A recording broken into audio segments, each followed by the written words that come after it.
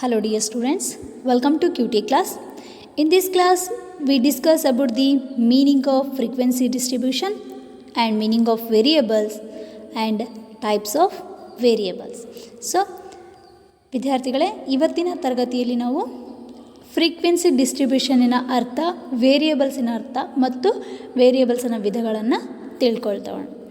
So ಮೊದಲನೇದಾಗಿ frequency distribution.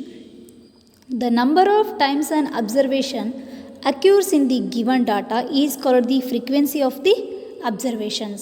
So ನಮಗೆ ಒಂದು ಕೊಟ್ಟಿರ್ತಕ್ಕಂಥ ಡಾಟಾದಲ್ಲಿ number of times of observations, so ಎಷ್ಟು ಟೈಮ್ಸ್ ಅಬ್ಸರ್ವೇಷನ್ಸ್ ಸಂಭವಿಸ್ತಿರ್ತೈತೋ, ಸೊ ಆ ಒಂದು ಡಾಟಾವನ್ನು ಕೊಟ್ಟಿರ್ತಕ್ಕಂಥ ಡಾಟಾದಲ್ಲಿ ಎಷ್ಟು ಟೈಮ್ಸ್ ಅಬ್ಸರ್ವೇಷನ್ಸು ಸಂಭವಿಸುತ್ತೋ ಅದನ್ನು ನಾವು ಫ್ರೀಕ್ವೆನ್ಸಿ ಆಫ್ ಅಬ್ಸರ್ವೇಷನ್ಸ್ ಅಂತ ಕರಿತೀವಿ.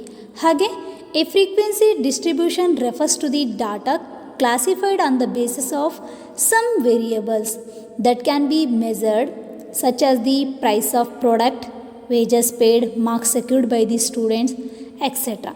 ಇನ್ನು ಫ್ರೀಕ್ವೆನ್ಸಿ ಡಿಸ್ಟ್ರಿಬ್ಯೂಷನ್ ಅಂತಕ್ಕಂಥದ್ದು ಡಾಟಾವನ್ನು ಕ್ಲಾಸಿಫೈಡ್ ಮಾಡ್ತಾ ಬಂದರೆ on the basis of variables ಅಂದರೆ ಅಸ್ಥಿರವಾಗಿರ್ತಕ್ಕಂಥದ್ದು, ಬದಲಾಗ್ತಕ್ಕಂಥದ್ದು ಅಥವಾ ಆಗ್ತಕ್ಕಂಥ ಚೇಂಜಸ್ ಬೇಸ್ ಮೇಲೆ ನಾವು ಡಾಟಾವನ್ನು ಕ್ಲಾಸಿಫೈ ಮಾಡ್ತಾ ಬಂದಾಗ ಅಥವಾ ಒಂದು ಡಾಟಾವನ್ನು ಮೆಸರ್ಸ್ ಮಾಡ್ತಾ ಬಂದಾಗ ಅದನ್ನು ನಾವು ಫ್ರೀಕ್ವೆನ್ಸಿ ಡಿಸ್ಟ್ರಿಬ್ಯೂಷನ್ ಅಂತ ಹೇಳ್ತೀವಿ. ಫಾರ್ ಎಕ್ಸಾಂಪಲ್ ನಾವು ನೋಡೋದಾದರೆ ಪ್ರೈಸ್ ಆಫ್ ದಿ ಪ್ರಾಡಕ್ಟ್ ಆಗಿರ್ಬೋದು, ವೇಜಸ್ ಪೇಯ್ಡ್ ಆಗಿರ್ಬೋದು, marks secured by the students ಆಗಿರ್ಬೋದು, ಇವೆಲ್ಲ ನಮಗೆ ಫ್ರೀಕ್ವೆನ್ಸಿ ಡಿಸ್ಟ್ರಿಬ್ಯೂಷನ್ಸಲ್ಲಿ ನೋಡ್ತಕ್ಕಂಥದ್ದು. ಹಾಗೆ a frequency distribution organising data into classes with a count of the number of observation that fall into each class. ಸಿಂಪಲಲ್ಲಿ ನಾವು ತಿಳ್ಕೊಳ್ಳೋದಾಗಿರ್ತಕ್ಕಂತಂದರೆ ನಾವು ಒಂದು ಗ್ರೂಪ್ ಆಫ್ ಡಾಟಾವನ್ನು ಅರೇಂಜ್ ಮಾಡ್ತಕ್ಕಂಥದ್ದು, ಆರ್ಗನೈಸ್ ಮಾಡ್ತಕ್ಕಂಥದ್ದು on the basis of the classes, data into classes ಆಗಿರ್ಬೋದು ಅಥವಾ ಕ್ಯಾಟಗರಿ ವೈಸ್ ಆಗಿರ್ಬೋದು, with a count of observation that fall into the each class. So ಪ್ರತಿಯೊಂದು ಕ್ಲಾಸ್ಗೂ ಕೂಡ ನಾವು ನಂಬರ್ಸನ್ನು ಕೌಂಟ್ ಮಾಡಿ ಏನು ಬರಿತಾ ಬರ್ತೀವಿ on the basis of the classes ಏನು ನಾವು ಡಿವೈಡ್ ಮಾಡ್ತಾ ಬರ್ತೀವಿ ಆ ರೀತಿಯಾಗಿ ಬರೀತಕ್ಕಂಥ ಡಿಸ್ಟ್ರಿಬ್ಯೂಷನ್ ನಾವು ಫ್ರೀಕ್ವೆನ್ಸಿ ಡಿಸ್ಟ್ರಿಬ್ಯೂಷನ್ ಅಂತ ಹೇಳ್ತೀವಿ. For example marks secured by the students ಅಂತ ಹೇಳ್ತೀವಿ. ಸೊ ಈಗ 1 to 20 ಮಾರ್ಕ್ಸ್ ತನಕ ಸ್ಕೋರನ್ನು ಮಾಡ್ಕೊಂಡಿದ್ದಾರೆ. ನಾವು 20 ಮಾರ್ಕ್ಸ್ ಟೆಸ್ಟನ್ನು ಕಂಡಕ್ಟ್ ಮಾಡ್ತಾ ಇದ್ದೀವಿ ಅಂದರೆ 1 to 20 ಮಾರ್ಕ್ಸ್ನಲ್ಲಿ ಸೊ ಎಲ್ಲರೂ ಅಲ್ಲಿ ಸೇಮ್ ಮಾರ್ಕ್ಸನ್ನು ತೊಗೊಂಡಿರೋದಿಲ್ಲ. ಒಬ್ಬರು 5 ತೊಗೊಂಡಿರ್ಬೋದು, ಒಬ್ಬರು 15 ತೊಗೊಂಡಿರ್ಬೋದು, ಒಬ್ಬರು 10, ಹೀಗೆ ಚೇಂಜಸ್ ಇರುತ್ತೆ. ಆ ಚೇಂಜಸ್ಸನ್ನು ಬೇಸ್ ಮೇಲೆ ನಾವೇನು ಮಾಡ್ತೀವಿ, ಈಗ 5 ಮಾರ್ಕ್ಸ್ ತೊಗೊಂಡಿರ್ತಕ್ಕಂಥ students number of students, 10 marks ತೊಗೊಂಡಿರ್ತಕ್ಕಂಥ ನಂಬರ್ ಆಫ್ ಸ್ಟೂಡೆಂಟ್ಸು, 15 ಮಾರ್ಕ್ಸ್ ತೊಗೊಂಡಿರ್ತಕ್ಕಂಥ ನಂಬರ್ ಆಫ್ ಸ್ಟೂಡೆಂಟ್ಸ್ ಎಷ್ಟು ಅನ್ನೋದನ್ನು ನಾವು on the basis of marks dividing ಮಾಡ್ತಾ ಬರ್ತೀವಿ. ಸೊ ಈ ರೀತಿಯಲ್ಲಿ ನಾವು ಮಾಡ್ತಕ್ಕಂಥ ಡಿಸ್ಟ್ರಿಬ್ಯೂಷನನ್ನು ನಾವು ಫ್ರೀಕ್ವೆನ್ಸಿ ಡಿಸ್ಟ್ರಿಬ್ಯೂಷನ್ ಅಂತ ಕರಿತೀವಿ. The next one is variables. Any character which can vary from one individual to another individual is called the variables. So ಯಾವುದೇ ಒಂದು ಕ್ಯಾರೆಕ್ಟರು ಒಂದು ಇಂಡಿವಿಜುವಲಿಂದ ಮತ್ತೊಂದು ವ್ಯಾಲ್ಯೂಸಿಗೆ ಚೇಂಜಸ್ ಆಗ್ತಾ ಹೋದರೆ, ಬದಲಾವಣೆ ಆಗ್ತಾ ಹೋದರೆ ಅದನ್ನು ನಾವು ವೇರಿಯೇಬಲ್ಸ್ ಅಂತ ಹೇಳ್ತೀವಿ. For example age, income, height etcetera ಇವೇನಾಗುತ್ತೆ ಒಬ್ಬರಿಂದ ಮತ್ತೊಬ್ಬರಿಗೆ, ಒಂದು ಕ್ಯಾರೆಕ್ಟ್ರಿಂದ ಮತ್ತೊಂದು ಕ್ಯಾರೆಕ್ಟ್ರಿಗೆ ಚೇಂಜಸ್ ಆಗ್ತಾ ಹೋಗುತ್ತೆ. ಈ ರೀತಿ ಆಗ್ತಕ್ಕಂಥ ವರೀಸ್ನ ನಾವು ವೇರಿಯೇಬಲ್ಸ್ ಅಂತ ಕರಿತೀವಿ. Okay, the next one is types of variables. Variables they are classified mainly 2 types. One is numerical basis, another one is categorical basis. In numerical basis, subdividing as 2 types. One is continuous and another one is discrete series. So in categorical types ನಲ್ಲಿ subdividing as 2 types. One is ordinal and numerical.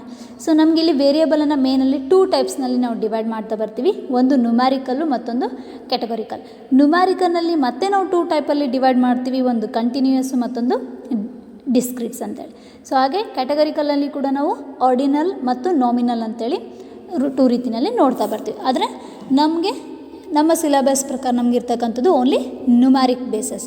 So ವೇರಿಯೇಬಲ್ನ ನಾವು only ನ್ಯೂಮ್ಯಾರಿಕ್ base ಮೇಲೆ ಮಾತ್ರ ನಾವು study ಮಾಡ್ತಾ ಬರ್ತೀವಿ. In numerical base subdividing as only 2 types. One is discrete and one is continuous.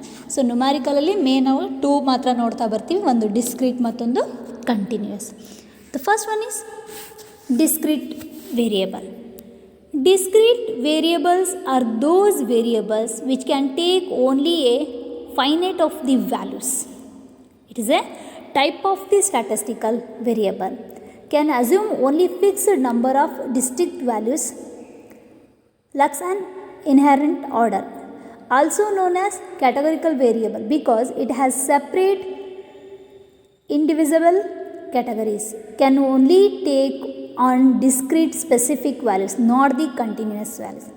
A limit number of values which cannot be divided into fractions. So ಇಲ್ಲಿ ಒಂದೇ ವೇರಿಯೇಬಲ್ಗೆ ಸಂಬಂಧಪಟ್ಟಿರ್ತಕ್ಕಂಥ ಡಿಸ್ಕ್ರೀಟ್ಸ್ ಅಂತಂದರೆ ಒಂದು ಗ್ರೂಪ್ಗೆ ಅಥವಾ ಒಂದೇ ಕ್ಯಾಟಗರಿ ಸಂಬಂಧಪಟ್ಟಿರ್ತಕ್ಕಂಥ ವ್ಯಾಲ್ಯೂಸ್ ಆಗುತ್ತೆ. So discrete variables are those variables which can take only A finite value of the values. ಒಂದೇ ವ್ಯಾಲ್ಯೂಗೆ ಸಂಬಂಧಪಟ್ಟಿರ್ತಕ್ಕಂಥದ್ದು ಏನಾಗಿರುತ್ತೆ ಅದು ಡಿಸ್ಕ್ರೀಟ್ಸ್ ಆಗಿರುತ್ತೆ. ಅಂದರೆ ಅದು ಒಂದು ಗ್ರೂಪಿಗೆ ಮಾತ್ರ ಇರ್ತಕ್ಕಂಥದ್ದು, ಒಂದು ಕ್ಯಾಟಗರಿಗೆ ಮಾತ್ರ ಸಂಬಂಧಪಟ್ಟಿರ್ತಕ್ಕಂಥದ್ದಾಗಿರುತ್ತೆ. ಇಲ್ಲಿ ಯಾವುದೇ ರೀತಿ ಅನದರ್ ಗ್ರೂಪ್ಗೆ ಕಂಟಿನ್ಯೂಯಸ್ ಆಗೋದಿಲ್ಲ. ಏನು ನಾವು ನೋಡ್ತಾ ಇರ್ತೀವಿ, ಒಂದು ಇಂಡಿವಿಜುವಲ್ ಇರ್ತಕ್ಕಂಥ ವ್ಯಾಲ್ಯೂ ಆ ಇಂಡಿವಿಜುವಲ್ ಗ್ರೂಪಿಗೆ ಮಾತ್ರ ಸಂಬಂಧಪಟ್ಟಿರುತ್ತೆ, ಅದು ಮತ್ತೊಂದು ಗ್ರೂಪಿಗೆ ಇರೋದಿಲ್ಲ, ಕಂಟಿನ್ಯೂಯಸ್ ಆಗಿರೋದಿಲ್ಲ. ಸೊ ಈ ರೀತಿ ಇರ್ತಕ್ಕಂಥದ್ದನ್ನು ನಾವು ಡಿಸ್ಕ್ರೀಟ್ ವೇರಿಯೇಬಲ್ಸ್ ಅಂತ ಹೇಳ್ತೀವಿ. For example, number of students in a class, number of sections in a class. ಈ ರೀತಿಯಾಗಿ ನಾವು ನೋಡ್ತಾ ಹೋದರೆ ಓನ್ಲಿ ಒಂದೇ ಕ್ಯಾಟಗರಿಗೆ ಒಂದೇ ಇಂಡಿವಿಜುವಲ್ಗೆ ಸಂಬಂಧಪಟ್ಟಿರ್ತಕ್ಕಂಥ ವ್ಯಾಲ್ಯೂ ಅದು ಮತ್ತೆ ನೆಕ್ಸ್ಟ್ ಗ್ರೂಪ್ ಅಥವಾ ನೆಕ್ಸ್ಟ್ ವ್ಯಾಲ್ಯೂಗೆ ಕಂಟಿನ್ಯೂಯಸ್ ಆಗಿರೋದಿಲ್ಲ. ಅಂತ ಆ ರೀತಿ ಇರ್ತಕ್ಕಂಥ ವ್ಯಾಲ್ಯೂವನ್ನು ನಾವು ಡಿಸ್ಕ್ರೀಟ್ ವೇರಿಯೇಬಲ್ಸ್ ಅಂತ ಕರಿತೀವಿ. Next one is continuous variable. Continuous variables are those variables in which all the quantities can take numerical values within a certain values are in our groups. So continuous variables ಅಂತಕ್ಕಂಥದ್ದು ಒಂದು quantities can take numerical values. ಇಲ್ಲಿ with a certain values or a group of values. ಒಂದು ಗ್ರೂಪಿಗೆ ಸಂಬಂಧಪಟ್ಟಂತೆ ನಾವು ಏನು ವ್ಯಾಲ್ಯೂಸನ್ನು ತೊಗೊಳ್ತೀವಿ ಅದು ಕಂಟಿನ್ಯೂಸ್ ವೇರಿಯೇಬಲ್ಸ್ ಆಗಿರುತ್ತೆ. ಅಂದರೆ ಇಲ್ಲಿ ಒಂದು ಗ್ರೂಪಿಗೆ ಇರ್ತಕ್ಕಂಥ ವ್ಯಾಲ್ಯೂ ಆಟೋಮೆಟಿಕಲ್ ನೆಕ್ಸ್ಟ್ ಗ್ರೂಪಿಗೆ ಅದು ಕಂಟಿನ್ಯೂ ಆಗ್ತಾ ಬರುತ್ತೆ. ಇದನ್ನು ನಾವು ಕಂಟಿನ್ಯೂಯಸ್ ವೇರಿಯೇಬಲ್ಸ್ ಅಂತ ಕರಿತೀವಿ. It is a random variable that assumes all the possibles values in a continuous. It can take any value within the given range. It definite over on intervals of values, meaning that can suppose any values in between the minimum and maximum values. So ಇಲ್ಲಿ ನಾವು continuous ಅಂತಕ್ಕಂಥದ್ದು two ವ್ಯಾಲ್ಯೂಸ್ನಲ್ಲಿ ಇರ್ತಕ್ಕಂಥ, for example minimum to maximum. So ಒಂದು ಗ್ರೂಪಿಂದ ಮತ್ತೊಂದು ಗ್ರೂಪಿಗೆ ಆ value continue ಆಗ್ತಾ ಇದೆ. ಆ ರೀತಿಯಾಗಿರ್ತಕ್ಕಂಥ ವೇರಿಯೇಬಲ್ಸನ್ನು ನಾವು ಕಂಟಿನ್ಯೂಯಸ್ ವೇರಿಯೇಬಲ್ಸ್ ಅಂತ ಕರಿತೀವಿ. So the examples of discrete and continuous datas. First one is discretes data can only take on certain individual value. For example, number of pages in a book is a discrete value. So ಇಲ್ಲಿ ನಾವು only ಒಂದು individual value ಮಾತ್ರ ಇರ್ತಕ್ಕಂಥದ್ದನ್ನು ಡಿಸ್ಕ್ರೀಟ್ಸ್ data ಅಂತ ಕರಿತೀವಿ. For example, number of pages in a book, ಒಂದು ಬುಕ್ಕಲ್ಲಿ pages ಎಷ್ಟಿದ್ದಾವೆ ಇದು ಒಂದೇ ವ್ಯಾಲ್ಯೂ. ಹಾಗೆ next one is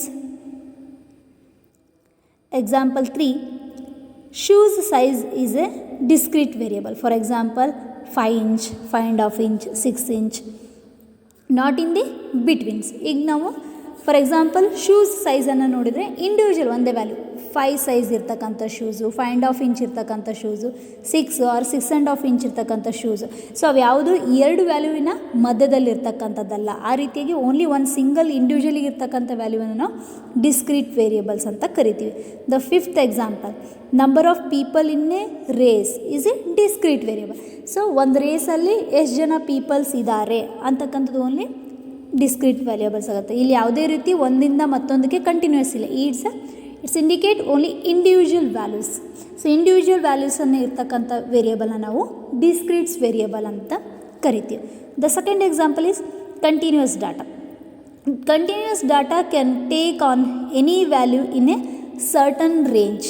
so continuous ಡಾಟಾವನ್ನು ನೋಡಿದಾಗ ಅಲ್ಲಿ ಒಂದು ರೇಂಜಿಗೆ ಸಂಬಂಧಪಟ್ಟಂತೆ ನಾವು ವ್ಯಾಲ್ಯೂಸನ್ನು ತೊಗೊಳ್ತಾ ಹೋಗ್ತೀವಿ. ಸರ್ಟನ್ ರೇಂಜಿಗೆ ರಿಲೇಟೆಡ್ ಆಗಿರ್ತಕ್ಕಂಥ ವ್ಯಾಲ್ಯೂಸ್ ಆಗಿರುತ್ತೆ. ಹಾಗಾಗಿ ಅನ್ನೋದನ್ನು ಕಂಟಿನ್ಯೂಸ್ ಅಂತ ಹೇಳ್ತೀವಿ. Example number 2, length of film is A continuous variable for because it's the continue from starts to end. Number of length of a film is a continuous film. So ಒಂದು ಸ್ಟಾರ್ಟಿಂದ end ತನಕ ಅದು ಇರ್ತಕ್ಕಂಥದ್ದಾಗಿರುತ್ತೆ. ಇಲ್ಲಿ start to end ಅಂತಕ್ಕಂಥ ಬಿಟ್ವೀನಲ್ಲಿ ಇರ್ತಕ್ಕಂಥದ್ದು values ಆಗಿರ್ತವೆ. ಇದು continuous value ಆಗಿರುತ್ತೆ. ಹಾಗೆ temperatures is a continuous value. The sixth example, time take to race, run a race is a continuous value. So ಇಲ್ಲಿ ನಾವು ರೇಸ್ಗೆ ಒಂದು ರನ್ ರೇಸ್ಗೆ ಟೈಮನ್ನು ನೋಡಿದಾಗಾದ್ರೆ ಸ್ಟಾರ್ಟಿಂಗ್ ಟು ಎಂಡ್ವರೆಗೂ, ಸೊ ಎಷ್ಟು ಅವರ್ಸ್ ಅವರು ರನ್ ಮಾಡಿದ್ದಾರೆ ಅಥವಾ ಎಷ್ಟು ಮಿನಿಟ್ಸ್ ಅವರು ರನ್ ಮಾಡಿದ್ದಾರೆ, ಒಂದು ರೇಸಲ್ಲಿ ರೇಸನ್ನು ಕಂಪ್ಲೀಟ್ ಮಾಡಬೇಕಾದ್ರೆ ಅವರು ಎಷ್ಟು ಅವರ್ ತೊಗೊಂಡಿದ್ದಾರೆ ಅನ್ನೋದನ್ನು ಸ್ಟಾರ್ಟ್ ಟು ಎಂಡ್ ಕನ್ಸಿಡರ್ ಮಾಡ್ತಾ ಬರ್ತೀವಿ. ಈ ರೀತಿ ಇನ್ ಬಿಟ್ವೀನ್ ಟೂ ವ್ಯಾಲ್ಯೂಸ್ನಲ್ಲಿ ಅಥವಾ ಸರ್ಟನ್ ರೇಂಜಲ್ಲಿ ಇರ್ತಕ್ಕಂಥ ವ್ಯಾಲ್ಯೂವನ್ನು ನಾವು ಕಂಟಿನ್ಯೂಯಸ್ ಡಾಟಾ ಅಥವಾ ಕಂಟಿನ್ಯೂಯಸ್ ವ್ಯಾಲ್ಯೂಸ್ ಅಂತ ಹೇಳ್ತೀವಿ. ಸೊ ಈ ಒಂದು ಕಂಟಿನ್ಯೂಯಸ್ ಡಾಟಾದಲ್ಲಿ ನಾವು ಟೂ ಟೈಪ್ಸ್ನಲ್ಲಿ ನೋಡ್ತೇವೆ. One is inclusive method and another one is exclusive method. So ನಾವು ಕಂಟಿನ್ಯೂಸ್ ಡಾಟಾವನ್ನು ನೋಡಿದಾಗ ಅದರಲ್ಲಿ ಎರಡು ರೀತಿಯಲ್ಲಿ ನೋಡ್ತೀವಿ. ಒಂದು ಇನ್ಕ್ಲೂಸಿವ್ ಮೆಥಡು, ಮತ್ತೊಂದು ಎಕ್ಸ್ಕ್ಲೂಸಿವ್ ಮೆಥಡ್ ಅಂತ. This is about the theory off frequency distribution and variables. ಇದು ನಿಮ್ಮ ಫ್ರೀಕ್ವೆನ್ಸಿ ಡಿಸ್ಟ್ರಿಬ್ಯೂಷನ್ ಮತ್ತು ವೇರಿಯಬಲ್ಗೆ ಸಂಬಂಧಪಟ್ಟಿರ್ತಕ್ಕಂಥ ಒಂದು ಥಿಯರಿ ಆಗಿದೆ. In next class we start the problems on discrete series. So ನಾವು ಇದರಲ್ಲಿ ಫಸ್ಟ್ ಮೆಥಡ್ ಆಗಿರ್ತಕ್ಕಂಥ ಡಿಸ್ಕ್ರೀಟ್ಸ್ ವೇರಿಯಬಲ್ಸ್ ಮೇಲೆ ಕ್ವಶನ್ಸನ್ನು ನೆಕ್ಸ್ಟ್ ಕ್ಲಾಸ್ನಲ್ಲಿ ಸಾಲ್ವ್ ಮಾಡೋಣ. Thank you.